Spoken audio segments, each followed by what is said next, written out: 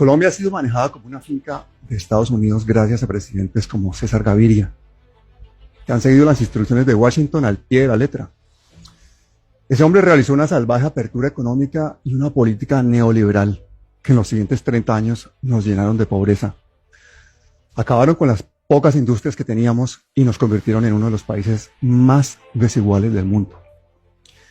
El jarabe gringo que nos hicieron tomar nuestros gobernantes corruptos fue demoledor.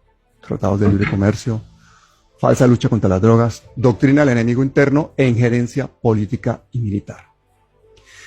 En esa época, el altruista Luis Carlos Sarmiento Angulo, dueño hoy en día de bancos, tierras, carreteras, pensiones, periódicos y de medio país, viajó a Chile con su asesor Luis Alberto Moreno a estudiar el modelo de seguridad social de la dictadura de Pinochet. Al volver a la finca, no tuvo escrúpulos en proponerle al presidente Gaviria ese paquete chileno para reformar el sistema colombiano de seguridad social. Inmediatamente, las mentes brillantes de estos dos humanistas supieron que necesitaban de otra alma buena y generosa. ¿Y quién mejor que el entonces senador Álvaro Uribe Vélez para defender esa propuesta, para hacerla aprobar? Y es que esa reforma en el Congreso de la República dio lugar al principio del fin para lo que ha sido la salud y las pensiones en Colombia. Se trata de la nefasta Ley 100, causante hasta el día de hoy, según algunos estudios, de algo así como 1 millón de muertes evitables. El compañero de viaje de Sarmiento, Luis Alberto Moreno, fue nombrado presidente del Instituto de Fomento Industrial y posteriormente ministro de Desarrollo. Y para coronar esa carrera neoliberal, terminó como presidente del Banco Interamericano de Desarrollo. Pero bueno, aquí viene lo más gordo, lo que nos ocupa hoy. Al día siguiente de aprobarse la Ley 100, Sarmiento Angulo fundó el Fondo de Pensiones Porvenir, que junto con el Fondo de Protección del GEA, es el duopolio colombiano de pensiones, pues es lo más perverso del mundo, porque ese porvenir es la clave para el autofinanciamiento de los proyectos de las empresas del Grupo Aval de Sarmiento Angulo. Por ejemplo, financió a Corfi Colombiana para el desarrollo de la hoy en ruinas Ruta del Sol y de otros proyectos famosos como el Puente Caído de Chirajara. Un negocio redondo.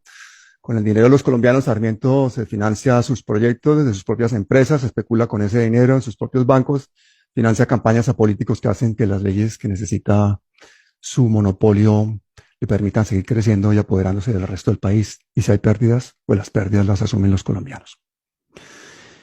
Hablando de la Ruta del Sol, la muerte de Pisana no la olvidamos y en estos días nos van a oír. Nos van a oír, pero nos vamos a meter con ello a fondo. Y nos toca los alternativos, pues hasta las vacas sagradas del periodismo que denuncian de todo, callan porque ganan dinero con Sarmiento Angulo. Pero bueno, sigamos con nuestra historia de horror. Al tiempo que la Ley 100 salía, pues se le entregaba a los superricos las pensiones y la salud de los colombianos. Eso fue lo que hizo la Ley 100. El país se llenaba de millones de pobres y se disparaba la violencia a niveles de guerra civil.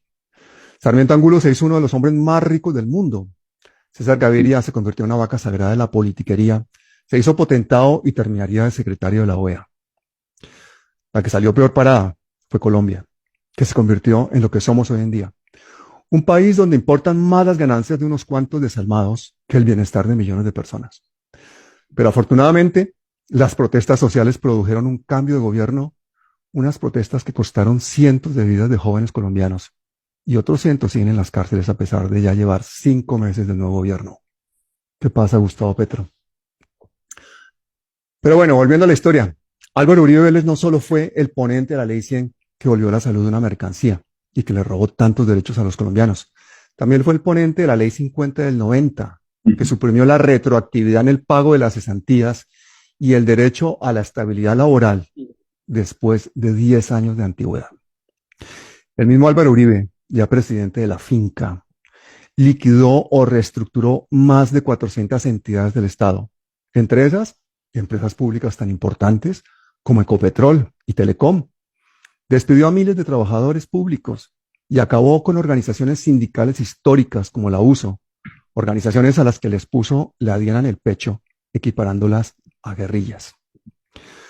Uribe también abarató el trabajo tercerizado en Colombia, Para todo eso, su ministro de Hacienda no podía ser otro que Alberto Carrasquilla, otro recadero de Sarmiento Angulo como Moreno, que agravó aún más la precariedad de las pensiones al aumentar la edad y el número de semanas cotizadas necesarias. Pero si algo caracteriza a Uribe es ser un trabajador incansable. Por eso extendió la jornada diurna en Colombia hasta las 10 de la noche. Redujo los gastos, los pagos dominicales y abarató los costos por despidos. E hizo una jugada maestra. Unió el Ministerio de Trabajo y el de Salud para impedir que ese Ministerio de Trabajo cumpliera su labor, que no era otra que defender a los trabajadores y a los pacientes. Uribe llegó incluso a promover la prohibición de que las organizaciones sindicales negociaran normas pensionales. Así que bueno, gente, escúcheme porque las vidas perdidas no las vamos a recuperar y tampoco se va a reparar todo el sufrimiento de la ciudadanía. Pero las reformas laboral, a la salud y a las pensiones que propone el pacto histórico en el Congreso en este año son claves para recuperar lo perdido en los últimos 30 años.